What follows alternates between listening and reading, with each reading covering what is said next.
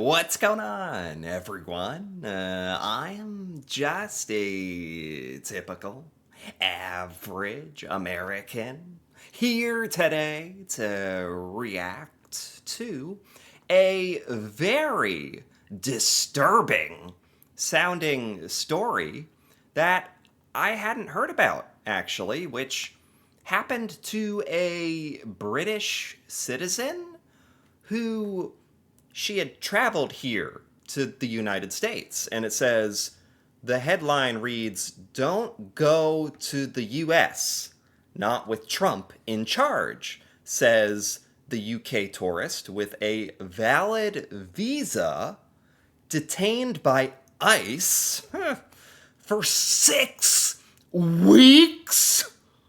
6 weeks? Are you kidding me? Are you actually kidding me? What are we doing? What on what this is what we've become? Seriously? This is what we're doing? What is it? What? She had a valid visa and she was held for 6. This would be outrageous if she was held for 6 days. That'd be ridiculous. 6 weeks. That's over a month. What are we what on earth happened? Why is this possible to happen? What's going on here?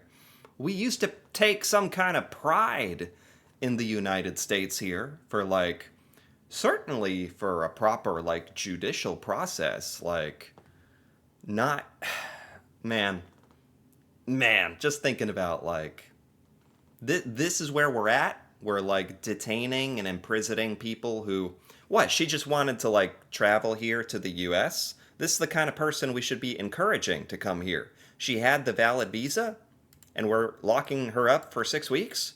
It's unbelievable. I certainly want to hear more about the details of this story, because I keep using this word unbelievable because I don't want to believe that this is possible here in the US like that. What an incredible fall from grace, or whatever you could say, if this is the state of affairs here. And certainly if you pay attention to American politics or American news, maybe you've heard about pretty recently Alex Preddy and Renee Good in Minneapolis, American citizens who are literally shot and killed and murdered in the streets.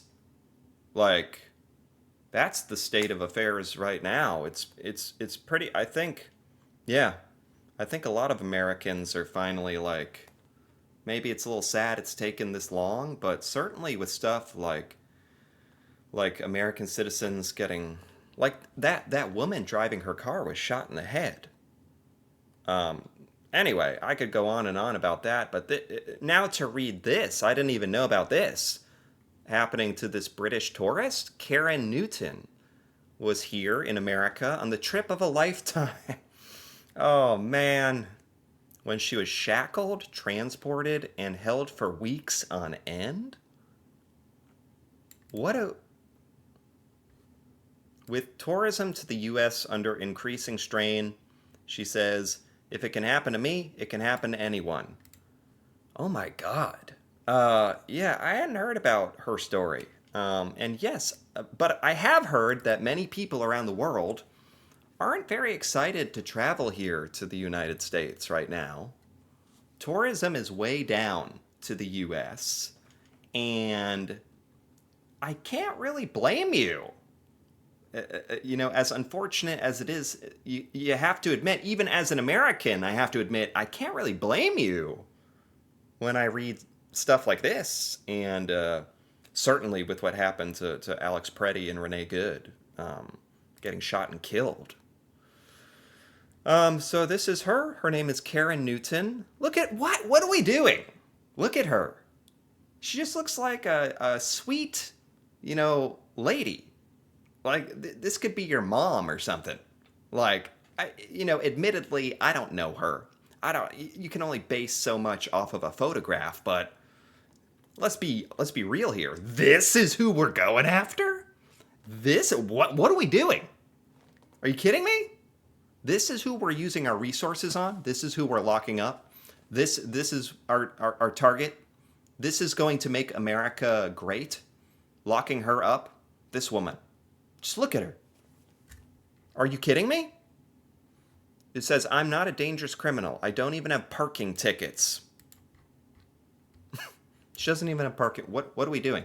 Certainly, here in the United States, if you were listening to Donald Trump when he was sort of making the case for what he was going to do if he were to get reelected, and reelected he was. But one of the things he said to get reelected was, hey, I'm going to use ICE, Immigrations and Customs Enforcement officers, to crack down on illegal immigration here in the United States, and criminals who have come here illegally, and we're gonna deport them, and we're gonna make America safe. And I think that resonated with a lot of Americans. That would resonate with anyone. It's like, okay, sure, you're gonna get criminals who are here illegally out of here.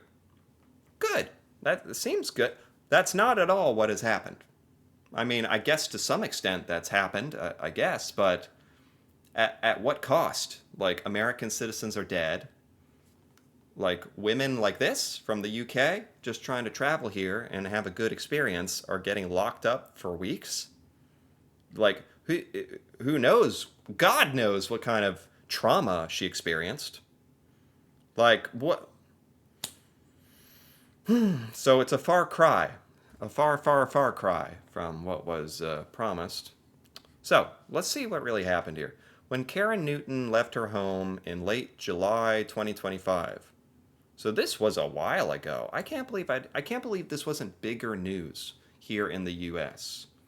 I mean, there's a lot of crazy stuff happening here. Maybe like it got lost in the fray, but this is pretty outrageous to me to never have heard about. Wow. She knew that international travelers were being locked up in immigration detention centers in the US. She says, I was aware. Right, because, like, I've heard a couple of stories about people traveling here from other countries and getting turned away, or coming here and doing their paperwork wrong, or overstaying, or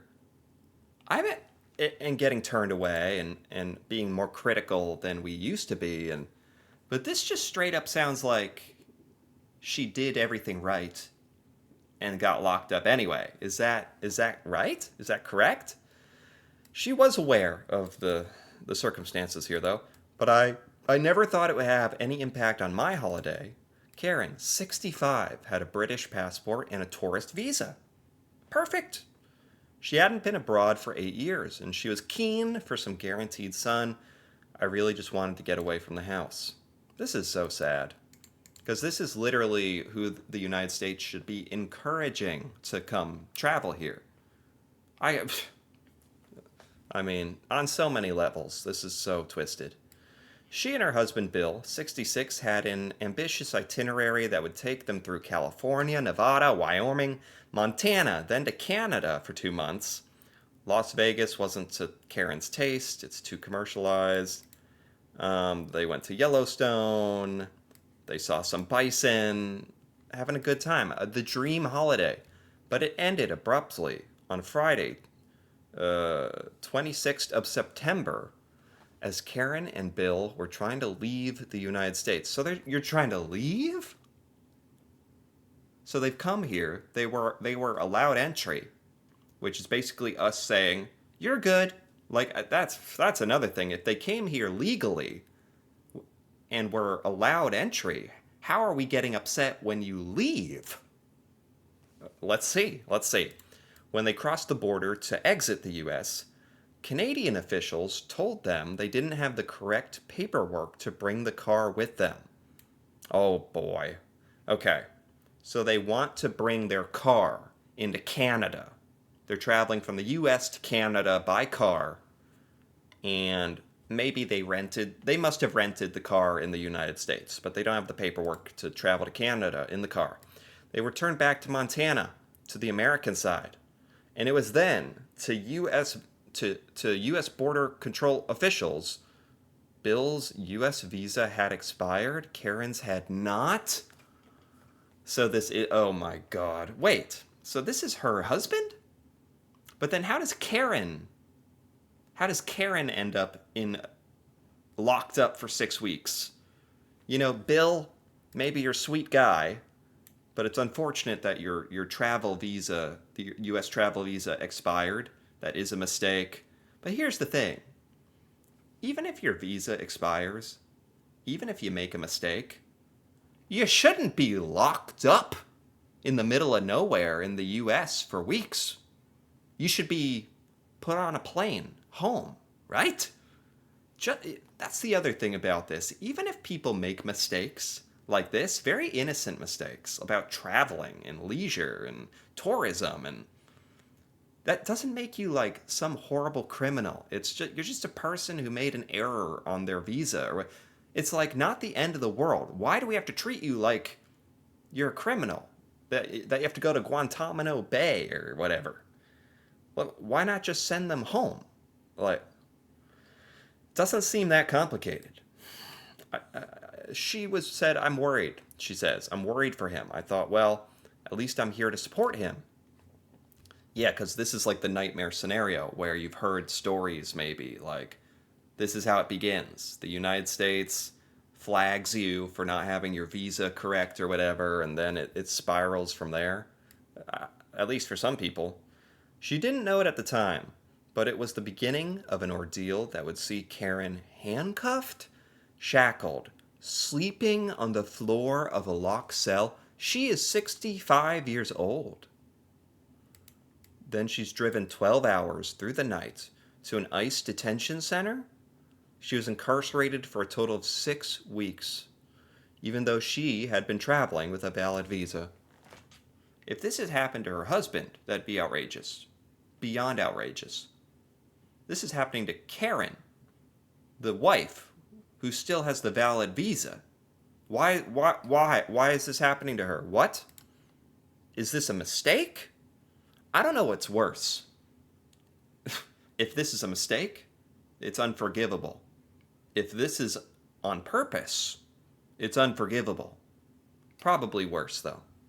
Karen has no criminal record. She's a grandma who spent 8 years working as an administrative assistant at a primary school before she retired. She doesn't even have parking tickets. I'm not a dangerous criminal. I didn't enter illegally. I have everything I needed to be there. I absolutely agree. As an American, it's as outrageous as it sounds. I don't think any American can argue against that. This is outrageous. And I don't know how I assume she was set free after 6 weeks, but how was it made? Was it made right? Like, can she sue somebody?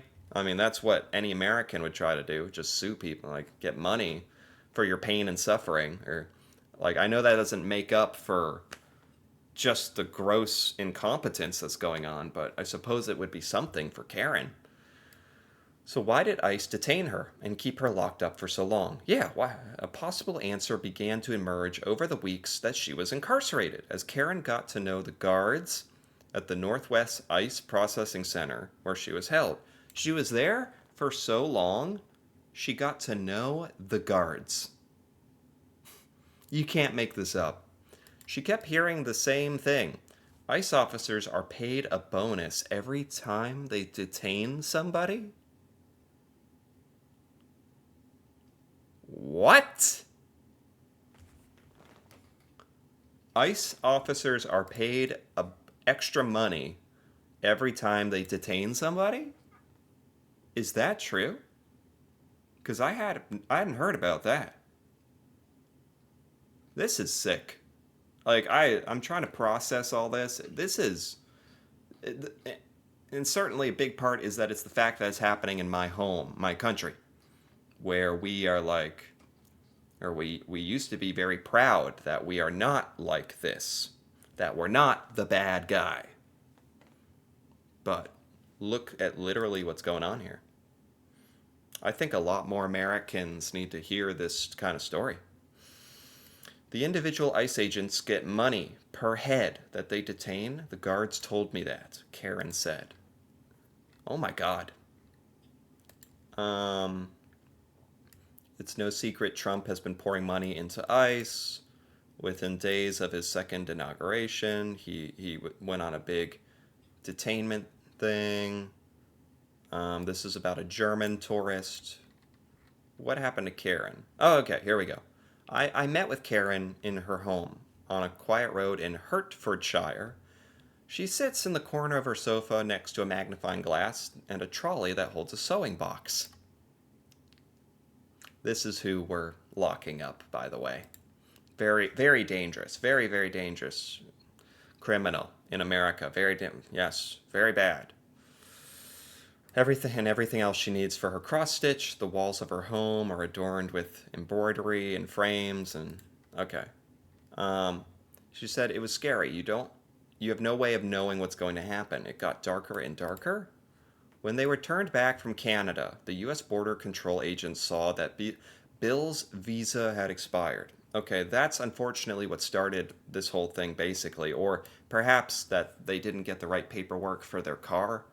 Karen fully expected to be allowed to return home. Of course! Of course, that's the logical assumption. The Newtons immediately offered to pay for their flights. They had funds available to cover the tickets, but the officials weren't interested. I mean, this is terrifying. Like if any American went to another country and this is how you were treated, like we would be disgusted. So we should be disgusted with our own behavior here because we are the ones doing this. If anyone else was doing this, Americans would have no problem condemning this. She says instead they were taken to an office and made to wait there from 10:30 a.m. until nightfall, so like 14 hours. At first, Karen was bewildered. There's no reason to hold me, she says. Bill's an adult. Why am I held responsible for him? That's a good point. Not to throw her husband under the bus, but Bill could kind of go through this process and sort it out, and it doesn't sound pleasant, but why does Karen have to be a part of this? When she asked why she was also being detained, an officer told her his supervisor had instructed him to hold her. That's all it is. Some random officer in the US can just decide that you don't have any rights. Scary. Scary, scary. The hours tick by. It was scary. She said, yeah, you have no way of knowing what's going to happen. It got darker and darker, and then other agents turned up with all these chains and handcuffs. What is happening? I feel like I'm going through this with Karen. Like, it'd just be like, what is happening? Is this real? Well, sadly for her, she said she was somewhat aware of the... I bet in a million years, she never thought it would happen to her. Well, now she says, like, watch out, because it could happen to anybody, which is obviously true. Karen and Bill were shackled at the wrists, shackled at the waist and ankles, and bundled into a vehicle. She doesn't know how long they were on the road. I mean, they could... This is terrifying. Like, I'd start thinking, like, am I ever going to be seen again? Like, it just seemed to be a never-ending day. They arrived at Sweetgrass Border Patrol Station in Montana. In the middle of the night, they were held there for 3 days, sharing a cell without beds. They slept on mats on the floor, under foil blankets.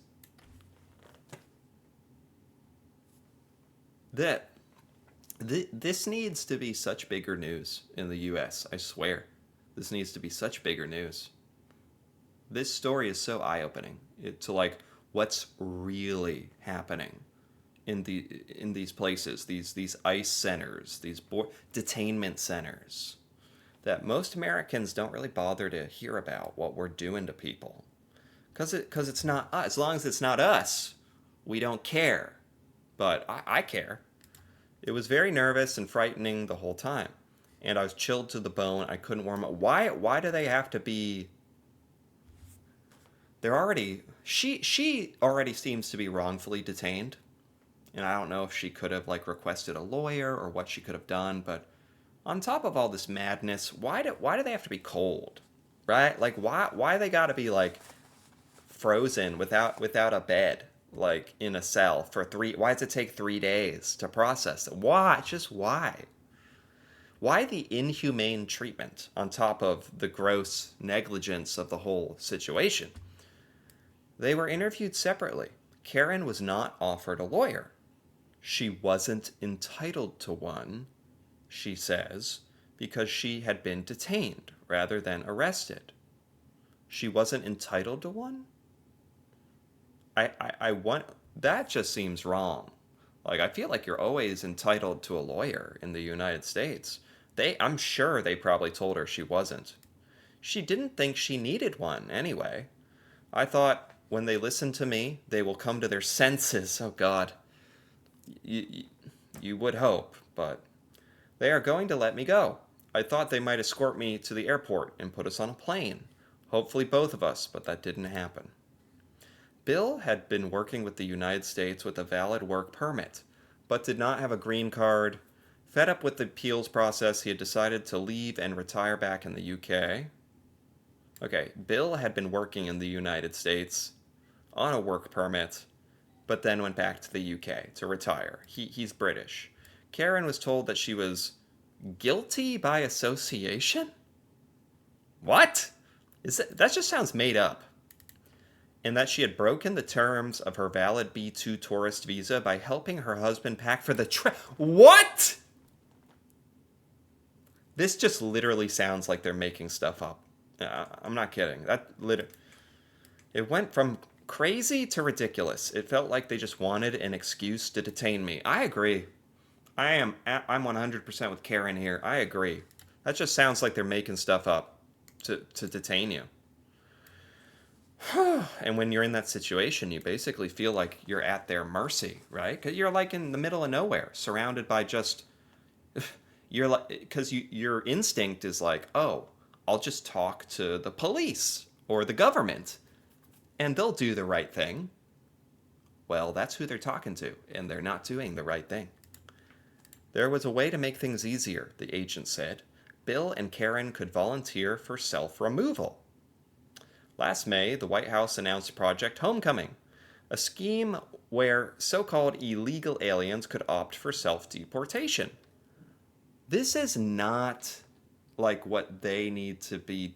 They are not illegal aliens. They're just a couple of British people who wanted to visit, travel the U.S. and go home. Not illegal alien. What? Anyone who agrees to it gets their flight home paid by the U.S. and an exit bonus. Oh, so they told Karen and Bill they could self-deport, or apply for self-removal and even get paid to do so. Project Homecoming was funded. Okay. He said if you volunteer for self-removal, and because of the special relationship the U.S. has with the U.K., it will be over very quickly. Obviously, turned out to be a huge lie. Karen continues, they'd have you sign a document that would mean they would be banned from the United States for up to 10 years. Geez, I mean, at this point, they probably don't even care if they never go back. If they never come back here, they probably would be happy.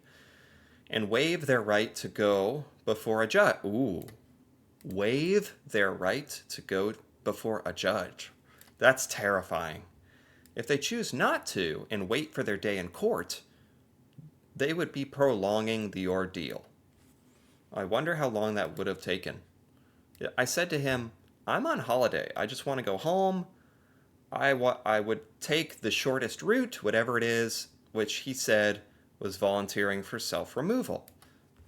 So I don't blame them, like, for listening to these agents, these officers.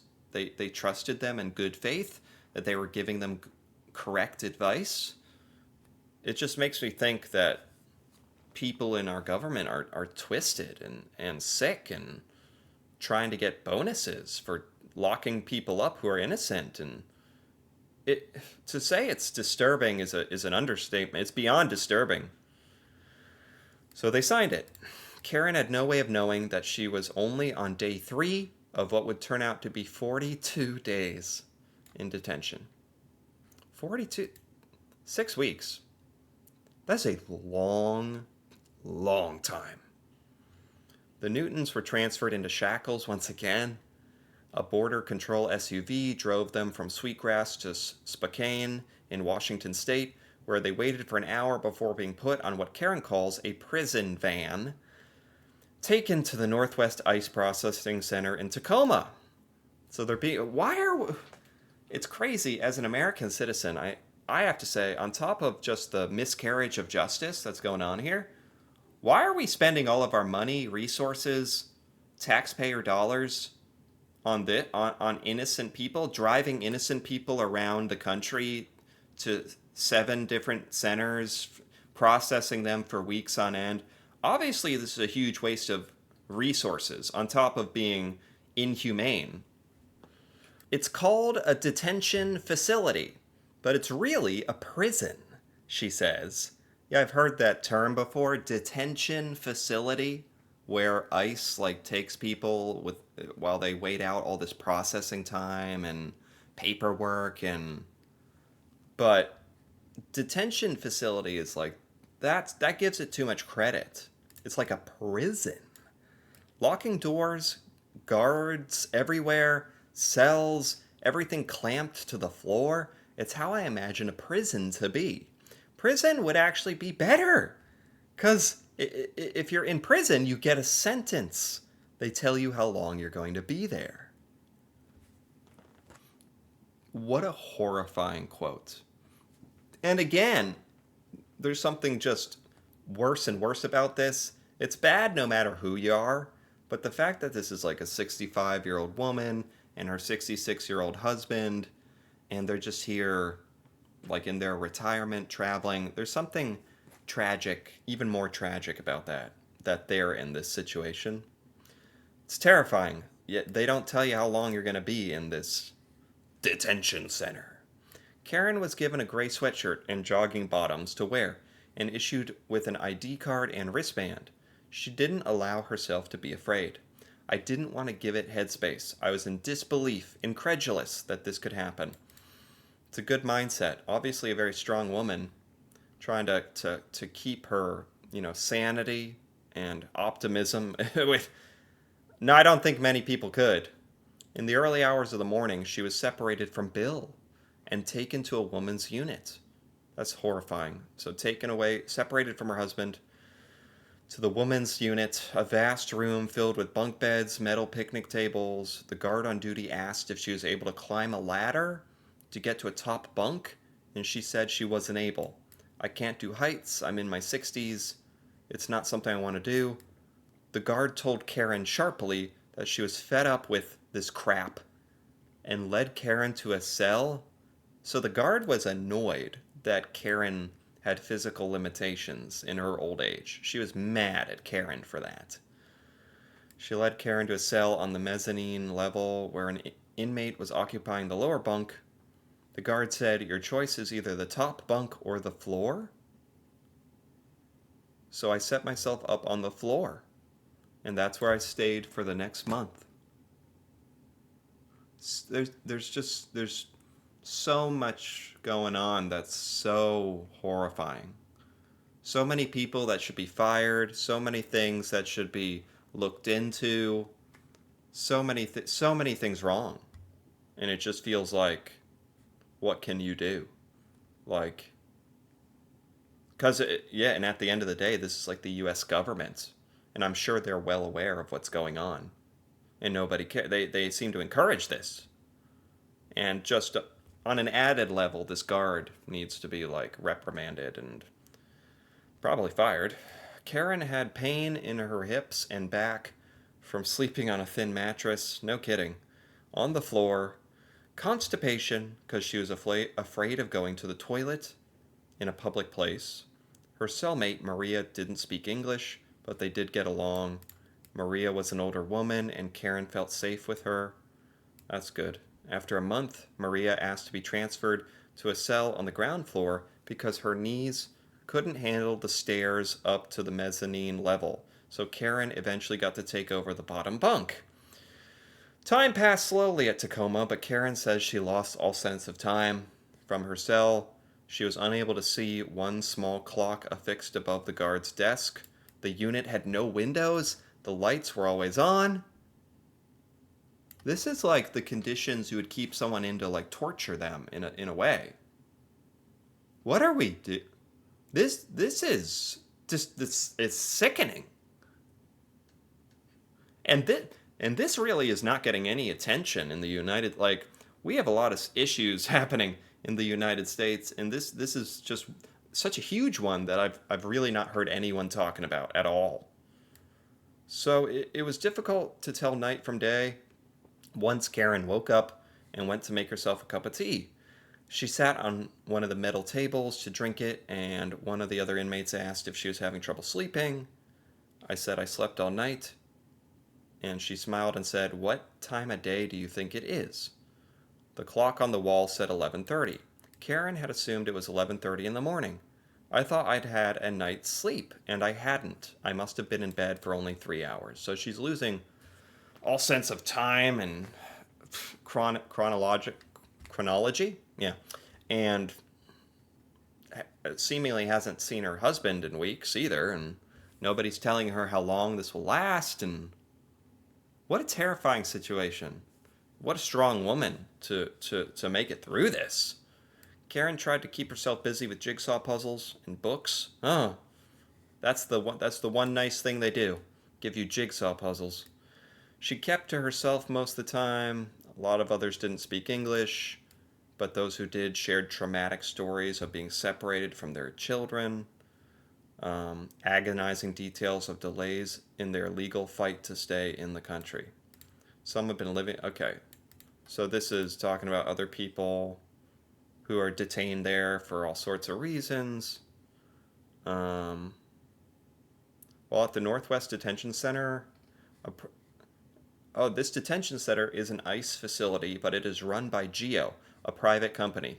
That's a whole other thing. Apparently, some of these detention centers are like privately owned. So they literally make money by having inmates there.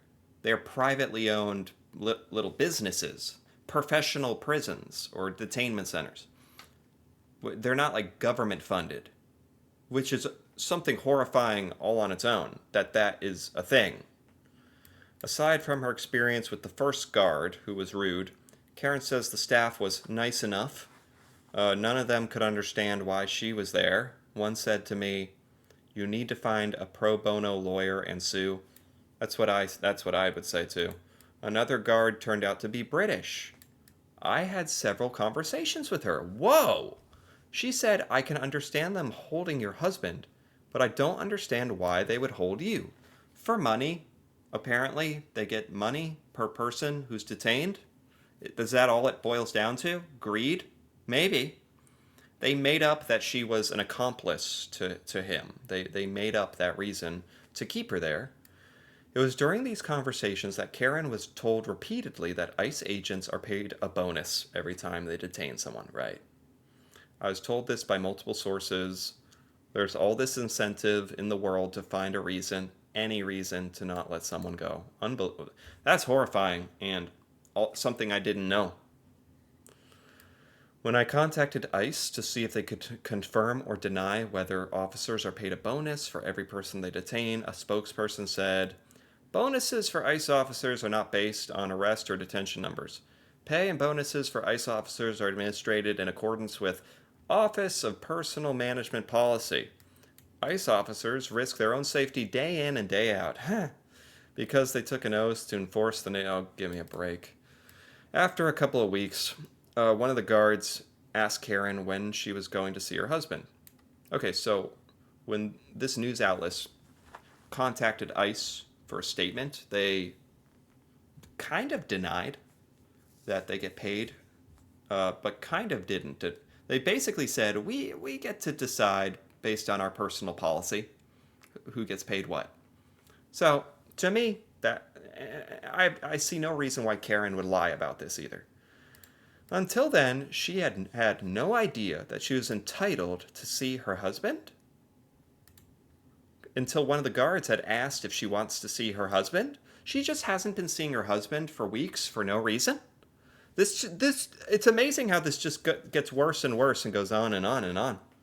The guard told her she needed to apply for permission. At first, her application was turned down. Why would it get? Why? I mean, it's so absurd. Why would her application be turned down? Anyway, it was eventually approved to see Bill.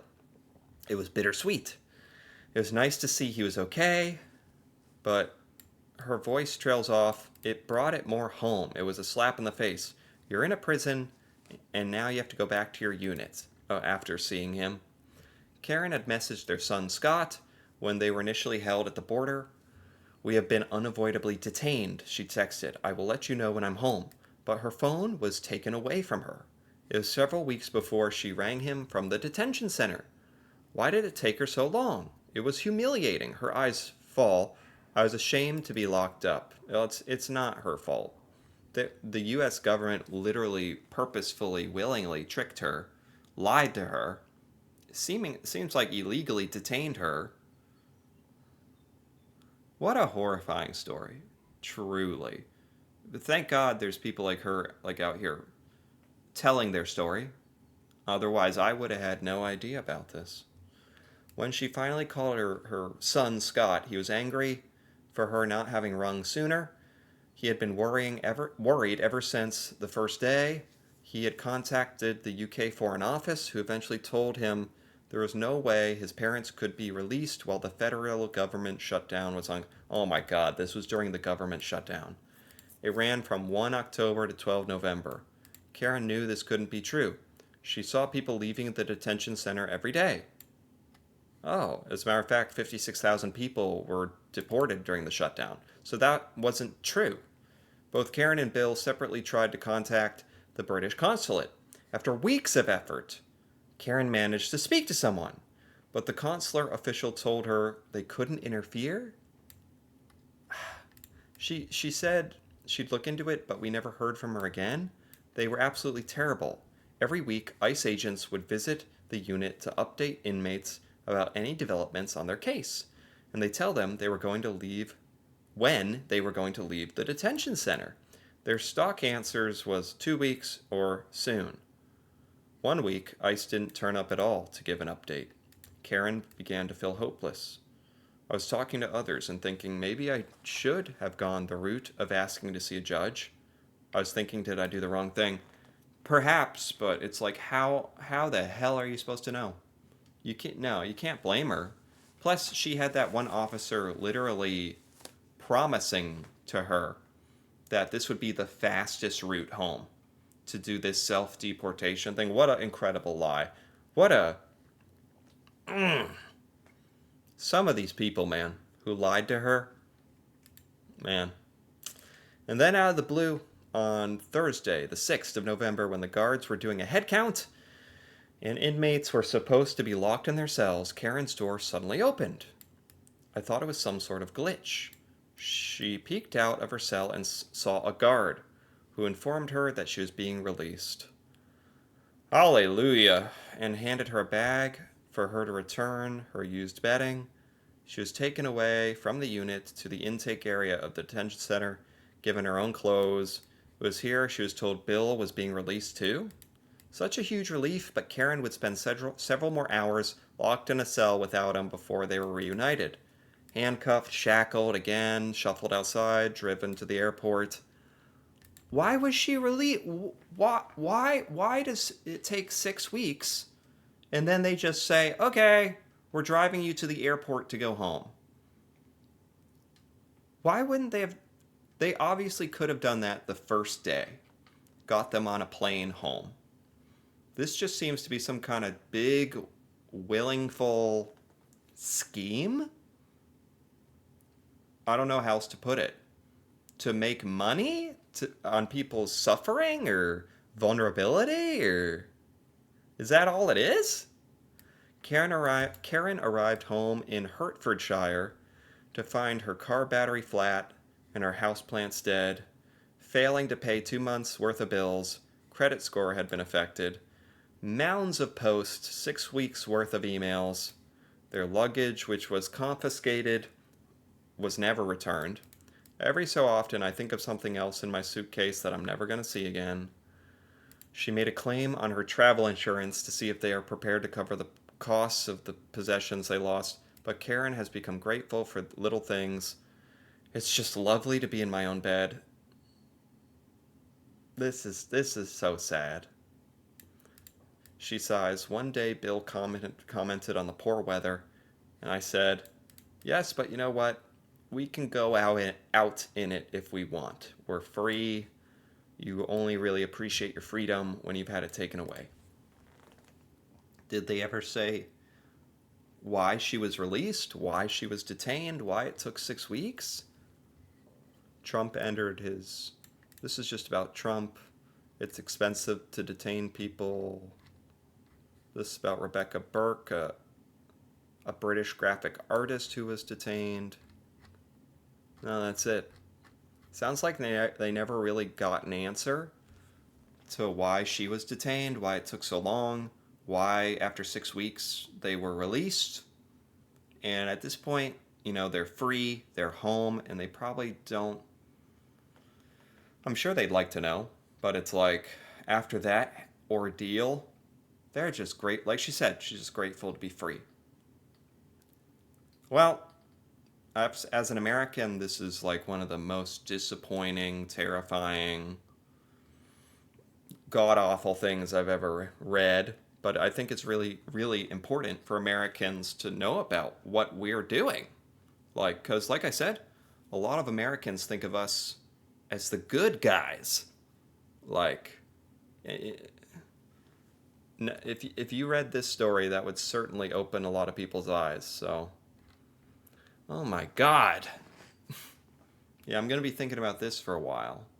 That's a crazy story, horrible story, that is actually happening here in the United States, and there's probably happening to people right now. Still, I don't see why not. And it's not a discussion that's being had here, so I don't know how it's going to change.